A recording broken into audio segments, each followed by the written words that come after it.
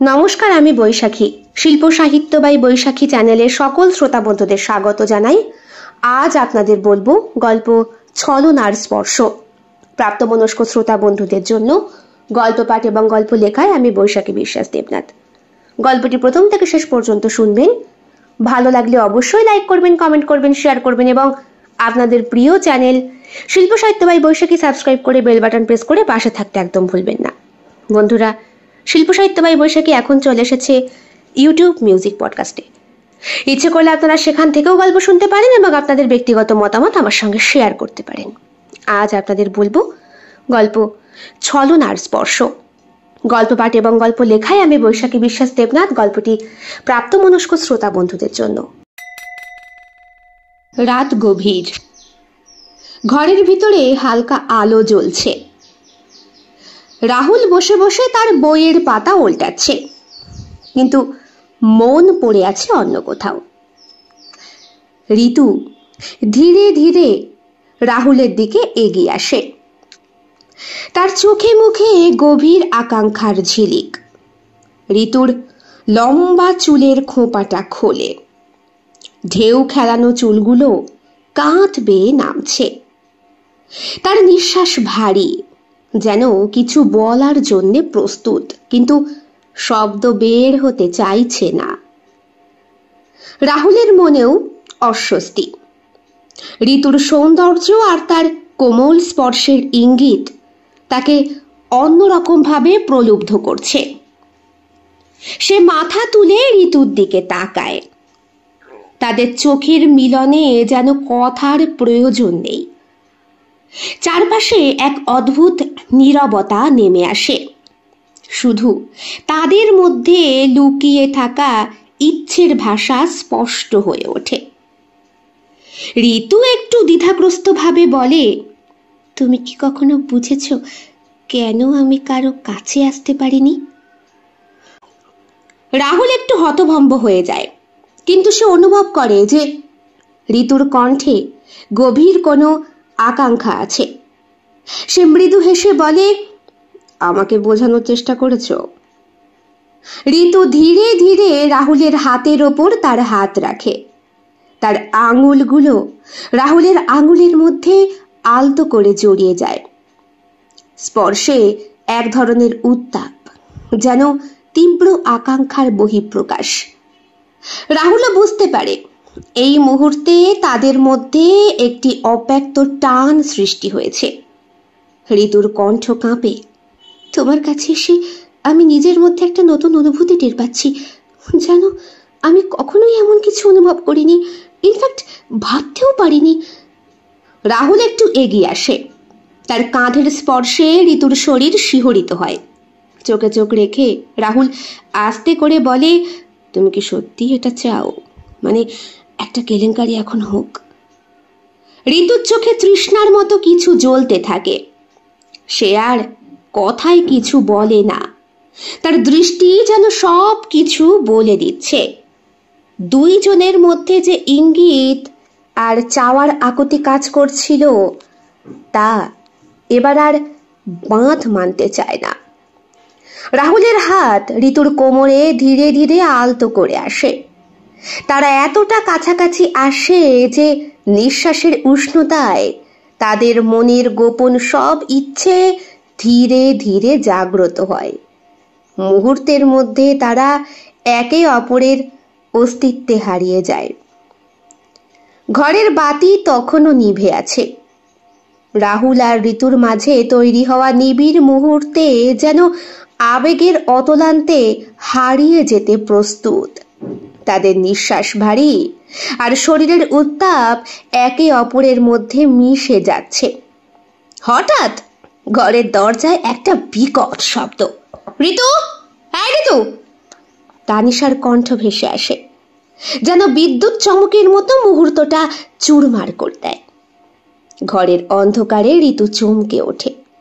তার শরীর হঠাৎ ঠান্ডা হয়ে যায়। মনে হয় যেন হৃদয়টি কেঁপে উঠল। রাহুলও দ্রুত সরে গিয়ে আলাদা হয়ে বসে পড়ে। তার মুখে অস্বস্তির ছাপ।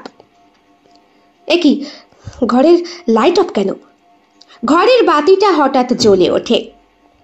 তানিশা দরজার কাছে দাঁড়িয়ে সুইচ বোর্ডে হাত দিয়ে হাততালি দিয়ে ওঠে। চোখে তার বিদ্রুপের হাসি। কি রে ঋতু, এতদিন শুনতাম তুই কোনো পুরুষ মানুষকে পছন্দ করিস না, আজ দেখছি জামাইবাবুকে আঁকড়ে ধরে বসে আছিস। তানিশার কণ্ঠে মিশে আছে একটা তীক্ষ্ণ ব্যঙ্গ। ঋতুর মুখ হঠাৎ লজ্জায় লাল হয়ে যায়। সে কোনো কথা খুঁজে পায় না। রাহুলের দিকে চেয়ে থাকে, কিন্তু তার চোখে আর এখন সেই আগের মতো মাদকতা নেই। রাহুলও কেমন জড়িয়ে গেছে, যেন তানিশার সামনে নিজেকে সঠিকভাবে উপস্থাপন করতে পারছে না, অথবা বিড়ালে মাছ ভাজায় মুখ দিয়ে দিচ্ছিল, হঠাৎ মালিক এসে বিড়ালকে লেজ ধরে টান দিয়েছে। তানিশা আরো এক ধাপ এগিয়ে এসে মৃদু হাসি দিয়ে বলে, কেমন লাগছে ঋতু পুরুষ মানুষের স্পর্শ? সত্যি বলতে কি খুব একটা খারাপ তো নয়, তাই না? ঋতু তীক্ষ্ণভাবে শ্বাস নেয়। সে কথা বলার জন্য মুখ খোলে, কিন্তু শব্দ বের হয় না। তার হৃদয়ে অদ্ভুত রকমের ব্যথায় ছেকে উঠেছে। তানিশার চোখের বিদ্রুপ তাকে যেন শুলের মতো বিঁধছে। এই মুহূর্তে তার চারপাশে সবকিছু আবছা হয়ে গেছে, যেন সে বুঝতেই পারছে না ঠিক কি ঘটছে। রাহুলও দাঁড়িয়ে থাকে অস্বস্তিতে, কিন্তু তানিশার সেই ব্যঙ্গ মেশানো কথা এখনো ঘরের বাতাসে ভেসে বেড়াচ্ছে। হঠাৎ করে রাহুল আর তানিশা হাততালি দিয়ে হেসে ওঠে। সেটা দেখে ঋতু বেশ অবাক হয়ে যায়। তানিশা বলে, তুমি ডুবে ডুবে জল খাবে আর শিবের বাবাও টের পাবে না। রাহুল বলে, এইবার তাহলে ঋতুর জন্য একটা ভালো পাত্র দেখি, কি বলো? ঘটনার সূত্রপাত ঘটেছে মাত্র দিন 15 আগে। তানিশা স্ত্রী হিসাবে খুবই ভালো, আর চরিত্রের দিক থেকে আত্মবিশ্বাসী, আর সম্পর্কের দিক থেকে দৃঢ়। রাহুল সরল সাদাসিধে স্বামী, আর বউকে খুব ভালোবাসে। ঋতু তানিশার মাস্তুতো বোন, যুবতী, উচ্ছল, চাকুরিজীবী, আর কিছুটা আবেগপ্রবণ। এই তো মাত্র 15 দিন আগে হঠাৎ করেই সেই দিন সকালের আলো ঘরে ঢুকে পড়েছে। তানিশা সারা ঘর পরিষ্কার করতে ব্যস্ত। মাস্তুতো বোন ঋতু আসবে বলে সবকিছু নতুন করে সাজাতে শুরু করেছে সে। ডাইনিং টেবিলটা মুছছে, সোফার কুশনগুলো ঠিক করে দিচ্ছে, আর রান্নাঘরের ফ্রিজ খুলে এক নজরে দেখে নিচ্ছে কি খাবার তৈরি করা যেতে পারে। ঠিক সেই মুহূর্তেই তার ফোনটা বেজে ওঠে। স্ক্রিনে মায়ের নাম দেখে হাসি ফুটে ওঠে তানিশার মুখে। ফোন রিসিভ করে বলে, হ্যাঁ মা বলো, কি খবর? মায়ের কণ্ঠে চিন্তার ছাপ স্পষ্ট। বললেন, মাসির সঙ্গে কথা বল। মাসির কণ্ঠস্বরটাও মায়ের মতোই লাগছে। শোন, তোর মাস্তুতো বোনের তো বিয়ে হচ্ছে না রে, একটু তো খোঁজ নিস না। মেয়েটা কেন যে এমন করে?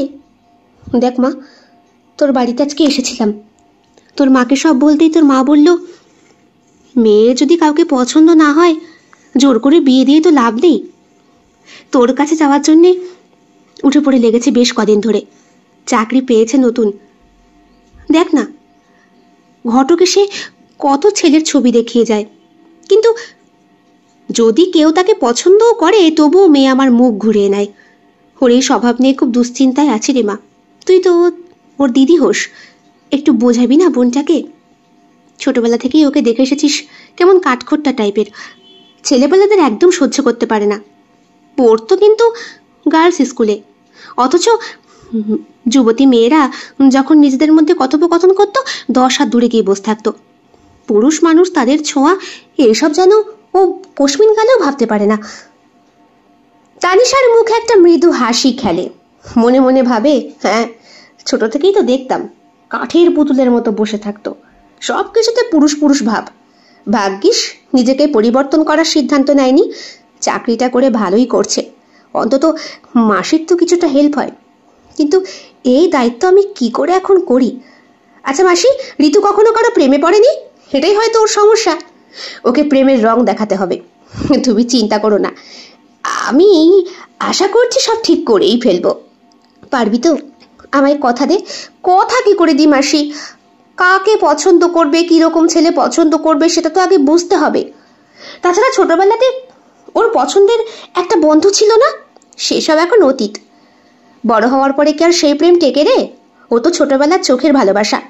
তাছাড়া তোর বোন শুধু খাবার নিয়েই পড়ে থাকতো, প্রেম করার সময় কোথায়? আমার তো এখন ভয় হয়, বয়সটা পেরিয়ে যাচ্ছে, কি জানি কি হবে। মরার আগে মেয়েটাকে কারো হাতে তুলে দিয়ে যেতে পারবো তো?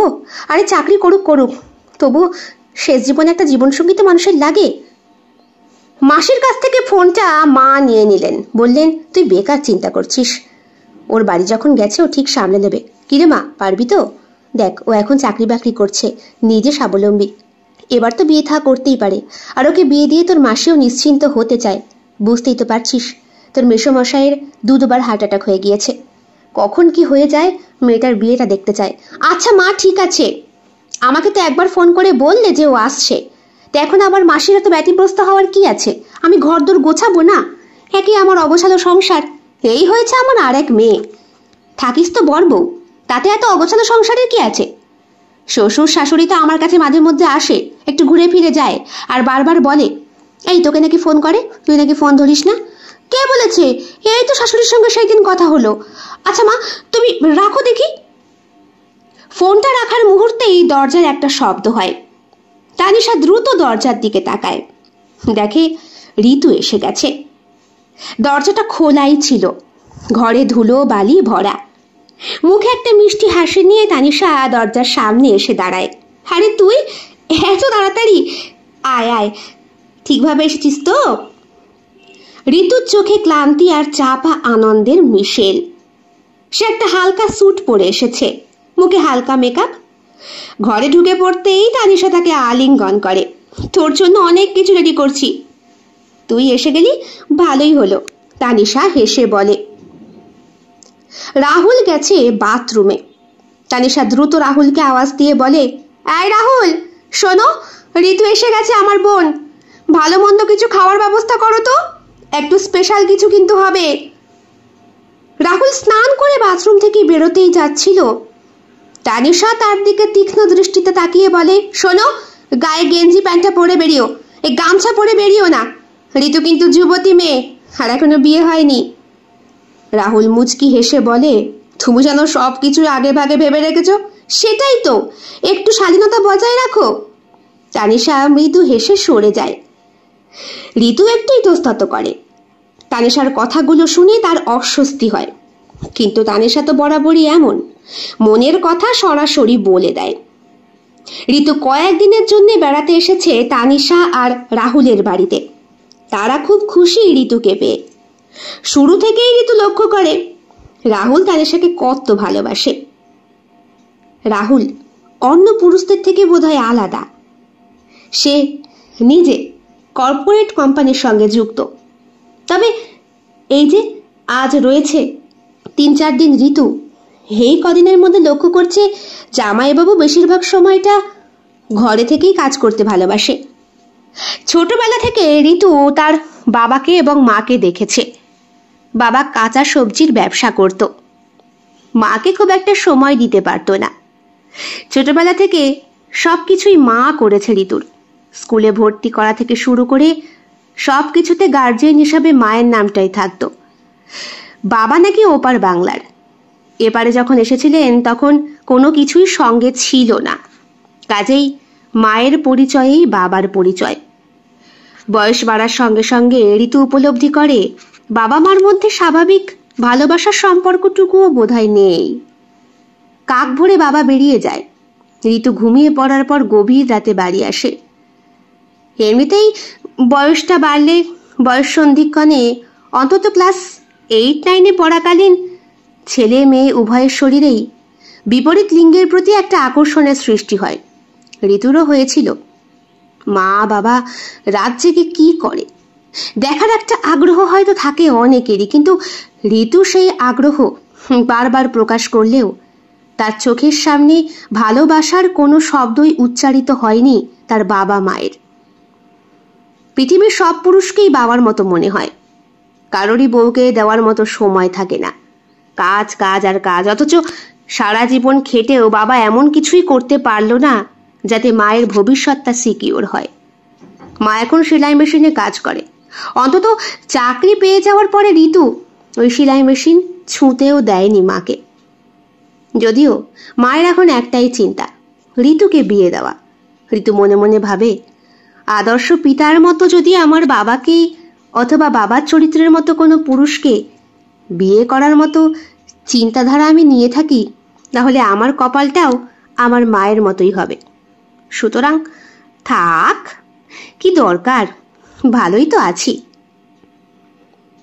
বেশ কদিন ধরে লক্ষ্য করছে ঋতু, রাহুলের প্রতি তার মনোযোগ ধীরে ধীরে অন্যরকম হতে থাকে। একদিন সন্ধ্যায় তানিশা আর ঋতু গল্প করছে। রাহুলকে জোর করে পাঠানো হয়েছে বাড়ির বাইরে একটু মাংস নিয়ে আসার জন্য। দিদি, তোর বরটা কিন্তু সত্যিই চমৎকার। আমি সাধারণত পুরুষ মানুষকে খুব একটা বিশ্বাস করি না। অন্তত আমার বাবাকে তো দেখেছিস, সারা জীবন কাজ কাজ করেই কাটিয়ে দিল। কি লাভটা হলো? দুবার হার্ট অ্যাটাক, এখন পুরো শয্যায়। মা সারা জীবন খেটেই মরল এখনো। তাই ভাবি বাকি জীবনটা মাকে সুখী রাখবো, মা আর আমি থাকবো, অন্তত বাবা যখন থাকবে না। কিন্তু এই জামাইবাবুর মতো যদি একটা বর হয়, তাহলে বোধহয় সব রকম ভাবেই। সত্যি বলছিস? তাহলে পটিয়ে নে না তোর জামাইবাবুকে। মুচকি হেসেছিল তানিশা। ঋতু বলেছে, না রে দিদি, তোর বর তো তোরই, আমি তো মজা করছিলাম।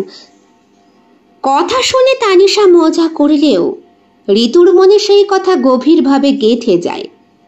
রাহুলের প্রতি তার আগ্রহ বাড়তে থাকে। ধীরে ধীরে সে নিজের মনের ইচ্ছেকে রাহুলের সামনে প্রকাশ করতে চায়। এই তো সেই দিনের কথা। হঠাৎ করে একদিন বলে, জামাইবাবু, আমাকে একটু সিনেমা দেখাতে নিয়ে যাবে? কতদিন সিনেমা দেখি না। রাহুল বলে, হ্যাঁ চলো, তোমার দিদি। না না, আমি যাব না, সংসারের কত কাজ, তোরা বরং ঘুরে আয়। তানিশা তো মনে মনে এই প্ল্যানটাই করেছে। রাহুলকে দিয়েই পুরুষ মানুষের প্রেমটা এই বোনকে বোঝাতে হবে। না হলে আজ 32টা বছর বয়স হয়ে গেল ওর, এখনো বসন্ত আসলো না ওর মধ্যে। ঋতু আস্তে আস্তে রাহুলের সঙ্গে সময় কাটানোর চেষ্টা করে। মাঝে মধ্যে অকারণেই কাছাকাছি আসার চেষ্টা। কখনো রাহুলকে এমনভাবে দেখানো যেন সে তাকে অন্য চোখে দেখে। এক সন্ধ্যায় সবাই একসঙ্গে বসে টিভি দেখছে। ঋতু কিছুটা বেশি আন্তরিকভাবেই রাহুলের দিকে তাকায়। জামাইবাবু, আপনি খুব ভালো স্বভাবের, আপনাকে দেখলে খুব যত্নবান মনে হয়। থ্যাঙ্কস। তানিশাও খুব ভালো, ওর জন্যই সবকিছু আমার ঠিকঠাকভাবে চলছে। ঋতুর এই কথাগুলো তানিশা লক্ষ্য করেছিল। সে তখন কিছু বলে না, কিন্তু মনের মধ্যে কেমন একটা সন্দেহের বীজ গাঁথে। কয়েকদিন পর ঋতু সরাসরি রাহুলের সামনে আসে এবং একান্তে কথা বলতে চায়। রাহুল কিছুটা বিব্রত বোধ করে, কিন্তু ঋতুকে নিরাশ করে না। কথোপকথন ধীরে ধীরে অন্যদিকে মোড় নেয়। আপনি থেকে তুমি হয়েছে জামাইবাবু। তুমি জানো জামাইবাবু, তোমার প্রতি না আমার একটা অদ্ভুত টান তৈরি হয়েছে। ঋতু, এসব কি বলছো? তুমি তানিশার বোন, এটা বলা তোমার ঠিক হচ্ছে না। ঋতু নির্লজ্জভাবে বলে, আমি জানি, কিন্তু আমার মন যে আর নিয়ন্ত্রণ মানে না। তোমাকে আমি বোধহয় খুব ভালোবাসতে শুরু করেছি জানো। রাহুল হতবাক হয়। সে ঋতুকে থামানোর চেষ্টা করে, কিন্তু ঋতু আরো কাছাকাছি আসতে থাকে। ঋতু কলার টেনে ধরে রাহুলের। রাহুল তখন অফিসের কাজেই বেরোচ্ছিল। আজ অনেক দিন পর, অথচ 7 দিনের মাথাতেই এইভাবে ঋতু রাহুলের সঙ্গে জড়িয়ে গেল। ছোটবেলা থেকেই সে বাবা ছাড়া অন্য কোনো পুরুষকে তেমনভাবে কাছে ঘেঁষতে দেয়নি। কাছের দুটো বন্ধু ছিল, অনেকবার ভালোবাসার কথা প্রকাশ করার চেষ্টা করেছিল ঋতুকে, কিন্তু ঋতু পাত্তা দেয়নি। শুধু বলতো, খাওয়াবি তো? চ, আজকে চাউমিন, কালকে এগরোল, পরের দিন মোগলাই। বেকার ছেলের কাছে মেয়ে পটানোর জন্য কত টাকা আর থাকতে পারে। সেসব দিয়ে ছেলেগুলো ছেড়ে দিয়েছিল ওকে, বলেছিল সে খুব খাই বল, শুধু খাওয়া আর খাওয়া, তুই ওই নিয়েই থাক।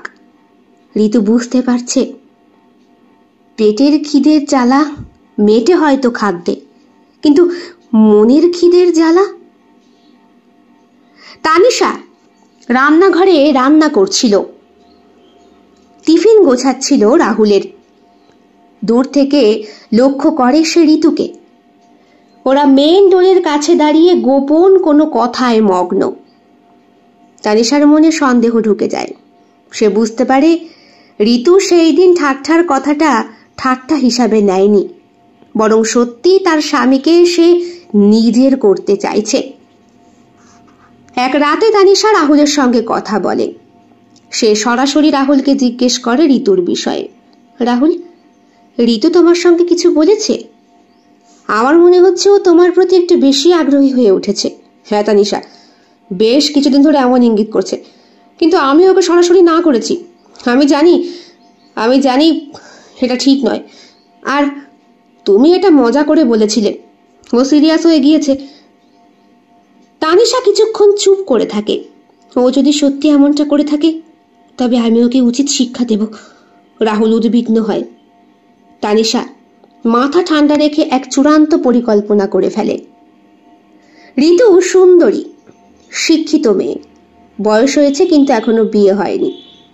সরকারি চাকরিতে ভালো পদে থাকা সত্ত্বেও ঋতু সবার থেকে দূরত্ব বজায় রাখে। তার জীবনে অনেক ছেলে প্রস্তাব দিলেও সে কারো প্রতি আকৃষ্ট নয়। সে নিজে তার পরিবার নিয়ে চিন্তিত, কিন্তু ছোট থেকেই সে একটু জেদি প্রকৃতির। সে মনে করে জীবনের সিদ্ধান্তগুলো একেবারে সঠিকভাবে নিতে হয়।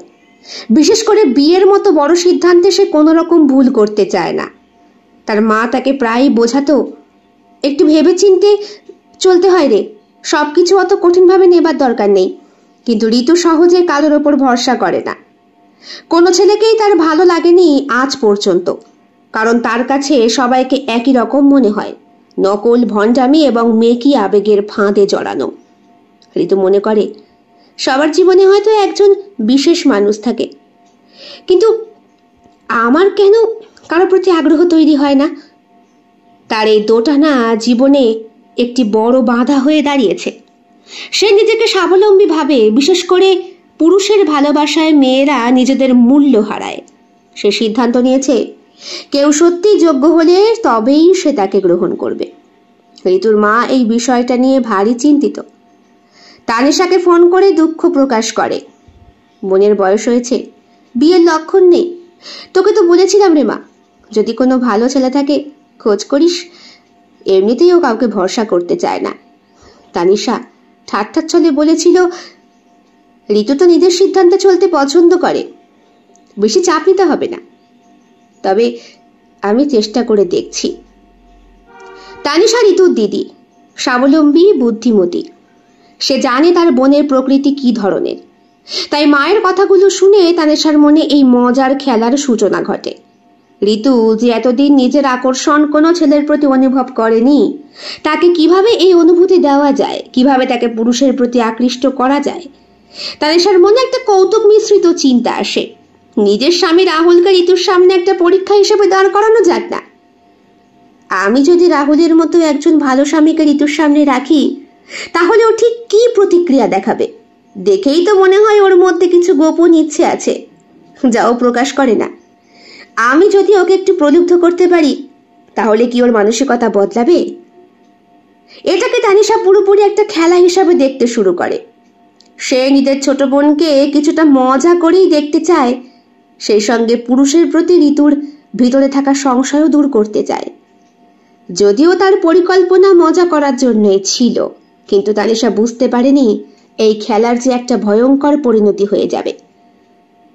তানিশা যখন বুঝতে পারে ঋতু সত্যিই রাহুলের প্রতি আকৃষ্ট হয়ে পড়েছে, তখন সে সিদ্ধান্ত নেয় ঋতুকে একটা কঠিন শিক্ষা দেবে, যা সে জীবনেও ভুলবে না। তানিশার মনে প্রতিশোধের আগুন জ্বলে ওঠে, তবে সে মাথা ঠান্ডা রেখে বাস্তবায়ন করতে চায়। রাতে তানিশা রাহুলের সঙ্গে চুপচাপ, তানিশা জানে সরাসরি কিছু বললে ঋতু তাকে মানসিকভাবে আঘাত করবে না, বরং ঋতুকে তার নিজের ফাঁদে ফেলার জন্য একটা অভিনয়ের দরকার। তানিশা রাহুলকে সব খুলে বলে এবং দুইজনে মিলেই পরিকল্পনা তৈরি করে। পরিকল্পনা অনুযায়ী তানিশা একদিন ঋতুর সামনে এসে বলে, তুই যদি সত্যি রাহুলকে পেতে চাস তাহলে আমি তোর পথে বাধা হব না। দেখ তুই কিভাবে ওকে পটাতে পারিস। ঋতু প্রথমে ভীষণ অবাক হয়, কারণ সে ভাবতে পারেনি তানিশা এইভাবে তাকে উৎসাহিত করবে। তার মনে সন্দেহ জাগে, তবে তানিশার চেহারা দেখে তার সাহস বেড়ে যায়। এই কথা বলার পর তানিশা নিজেকে কিছুটা দূরে সরিয়ে নেয়, যাতে ঋতু রাহুলের কাছে যাওয়ার সুযোগ পায়। কয়েকদিন ধরে ঋতু রাহুলের কাছে যাওয়ার চেষ্টা করে।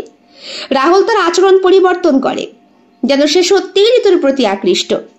এইভাবে তানিশা আর রাহুল দুইজনে মিলে ঋতুর সামনে নাটক করে, যা দেখে ঋতু মনে করতে থাকে, আমি বুঝি তানিশার স্বামীকে সত্যি সত্যি জয় করতে পেরেছি। একদিন রাতের বেলা ঋতু তার স্নেহ ভরা চোখে রাহুলের দিকে তাকায়। জামাইবাবু, তুমি আমার স্বপ্নের পুরুষ। তানিশা দিদি তো আমায় তোমার কাছে আসতে দিয়েছে, এখন আমি তোমার হতে চাই। রাহুল কিছুটা জড়িয়ে কিন্তু দৃশ্যমানভাবে উৎসাহী হয়ে, হ্যাঁ ঋতু, আমিও বুঝতে পেরেছি তুমি সত্যি আমাকে ভালোবাসতে শুরু করেছ। ঋতু মনে করে রাহুল তার প্রতি সত্যিই দুর্বল হয়ে পড়েছে। সে তার জীবনকে তানিশার থেকে কেড়ে নিতে তানিশার জায়গা নিতে পারবে, কিন্তু বাস্তবটা ছিল একেবারেই ভিন্ন। পরের দিন সকালবেলা তানিশা আর রাহুল দুইজনে মিলে ঋতুর সামনে এসে দাঁড়ায়। তানিশার মুখে ঠান্ডা কিন্তু বিজয়ের হাসি। রাহুল তখন সম্পূর্ণ স্বাভাবিক আচরণ করছে, যেমন একজন বিশ্বস্ত স্বামী করে। তানিশা বলে, তুই কি ভেবেছিলি তুই সত্যি রাহুলকে পটাতে পারবি? আমি তোকে একটা মজার খেলার অংশ নিতে বলেছিলাম, আর তুই সেটা সত্যি সত্যি ভেবে এত দূরে চলে এলি। ঋতু অবাক হয়ে বলে, দিদি তুই কি বলছিস? তানিশা হাসতে হাসতে বলে, আমি বলেছি যদি পারিস পটিয়ে নে, কিন্তু সেটা তো শুধু তোর মূর্খতার পরীক্ষা ছিল রে পাগল। রাহুল কখনোই তোর প্রতি দুর্বল হয়নি, আর হবেও না, কারণ আমি ওকে ভালোবাসি। ও শুধু আমার, তুই কিচ্ছু করতে পারবি না। ঋতুর মুখটা ফ্যাকাশে হয়ে যায়, তার মন ভেঙে পড়ে। সে রাহুলকে নিজের করে নিতে চেয়েছিল, সেই রাহুল আসলেই শুধু তানিশারই ছিল। ঋতু বুঝতে পারে সে একটা ফাঁদে পা দিয়েছে। তার মনের আবেগ, ভালোবাসা সবই তানিশার খেলার একটা অংশ। ঋতুর চোখে জল। দিদি, আমি তো শুধু তোর মতো সুখী হতে চেয়েছিলাম। আমার মতো সুখী হতে চেয়েছিলি? তাহলে তুই কেন আমার জীবনটা নষ্ট করতে চেয়েছিলি? আমি তোর দিদি, আর তুই আমার জীবনটাকে কেড়ে নিতে এসেছিস। এবার তোকে সেই দায়ভার নিতে হবে। তানিশা এবং রাহুল মিলে ঋতুকে সম্পূর্ণভাবে মানসিকভাবে বিধ্বংস করে তোলে। ঋতু নিজের লজ্জাতে নিজেই ভেঙে পড়ে। সে তানিশার সামনে দাঁড়িয়ে থাকে নিরুপায় হয়ে। তানিশার এই নির্মম প্রতিশোধে ঋতুর জীবন দুঃস্বপ্নে পরিণত হয়। সে আর কখনোই তানিশার সামনে আসার সাহস করে না। আত্মবিশ্বাস বাড়ার জায়গায় তা চূর্ণ বিচূর্ণ। অবশেষে ঋতু বাড়ি থেকে চলে যায়, তার ভেঙে পড়া হৃদয় আর হেরে যাওয়ার গ্লানি নিয়ে। তানিশা এবং রাহুল তাদের সম্পর্কে আরো দৃঢ় করে তোলে এই পরীক্ষার পর।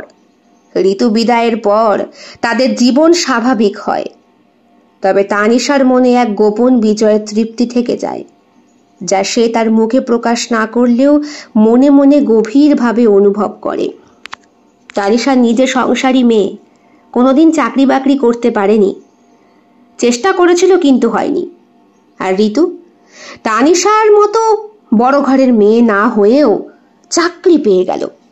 একটা ক্ষোভ সব সময় ছিল ছোট বোন ঋতুর প্রতি, কিন্তু প্রকাশ করতে পারেনি কখনো তানিশা। আজ যেন বিজয়ের হাসি সে হেসেছে রাহুলের বুকে মাথা দিয়ে। সব থেকে বড় জয় যেন জীবনের এই পর্যায়ে, যেখানে একজন পারফেক্ট মানুষের সঙ্গে সংসার কর্মে জড়ানো যায়। যতই চাকরি করো না কেন, জীবন সঙ্গীর মতো জীবন সঙ্গী কজন পায়? রাহুলের ভালোবাসায় আপ্লুত তানিশা ভাসিয়ে দেয় নিজেকে। ওদিকে রাতের সমস্ত নৈঃশব্দের মাঝখানে রাহুল ফোন করে ঋতুকে, বলে হোটেল ব্লু স্টারে চলে এসো আজকে। তোমার দিদি কিচ্ছু জানতে পারবে না, কখনো না। যেই সম্পর্কটা আমাদের অন্ধকারে শুরু হয়েছিল, সেই সম্পর্ক থেকে আমি বেরিয়ে আসতে পারবো না ঋতু। হয়তো খেলাটা তোমার দিদি শুরু করেছিল, আমিও খেলার অংশ হয়ে উঠেছিলাম ঠিকই, কিন্তু আমি তোমার প্রতি প্রচণ্ডভাবে আকৃষ্ট হয়ে পড়েছি। দুটো সংসার টানার মতো ক্ষমতা আমার আছে। কাজেই কার সাথে কথা বলছো? হঠাৎ ঘুমটা ভেঙে যায় তা নিশার। ওই মানে অফিসের কলিগ। বাবা, কোন কলিগ যে এত রাতে ফোন করেছে? চলে এসো। তুমি যাবে না, তুমি শুধু আমার। তুমি যদি এখন যাও, হবে কিন্তু হাত কেটে আত্মহত্যা করবো। পাগলি, আমি তো তোমারই নাকি? দেখো দেখো, এমন বোকামি করলে চলে? যাচ্ছি তো, কালকে দেখা হচ্ছে। হ্যাঁ সুইটি, শোনা, অন করো না, রাখি। শেষ হলো আজকের গল্প। আমি আশা করি একটি নতুন অনুভূতি এবং ভাবনা নিয়ে ফিরে যাবেন আপনারা। প্রতিটি গল্প এবং চরিত্রের মধ্য দিয়ে আমি আপনাদেরকে একটি অনন্য ভ্রমণে নিয়ে যাবার চেষ্টা করেছি। এই কল্পনার জগতে আমরা একসাথে বিভিন্ন অভিজ্ঞতার সাক্ষী হয়ে উঠলাম। আপনারা যদি এই গল্পগুলো উপভোগ করে থাকেন এবং কিছু ভাবনার খোরাক পেয়ে থাকেন, তবে অবশ্যই আমার পরবর্তী কল্পনার গল্পের জন্য অপেক্ষা করবেন। ধন্যবাদ, এবং এই যাত্রা আপনাদের অবশ্যই অব্যাহত রাখুন। কেমন লেগেছে আজকের নিবেদন? কমেন্ট বক্সে কমেন্ট করতে একদম ভুলবেন না। ভালো লাগলে অবশ্যই লাইক করবেন, শেয়ার করবেন, এবং আপনাদের প্রিয় চ্যানেল শিল্প সাহিত্য বাই বৈশাখী সাবস্ক্রাইব করে বেল বাটন প্রেস করে পাশে থাকবেন বন্ধুরা। দেখা হবে আগামীকাল অন্য আরও একটি ভিন্ন স্বাদের গল্পের সঙ্গে। সকলে খুব ভালো থাকবেন, সুস্থ থাকবেন, পরিবারকে নিয়ে ঈশ্বরের কাছে এটাই কামনা করি। শুভরাত্রি।